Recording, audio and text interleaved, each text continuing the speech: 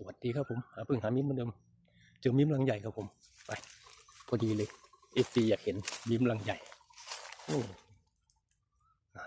ลังยังใหญ่เลยครับผมแถวนี้เลยหาที่วางกล้องครับผม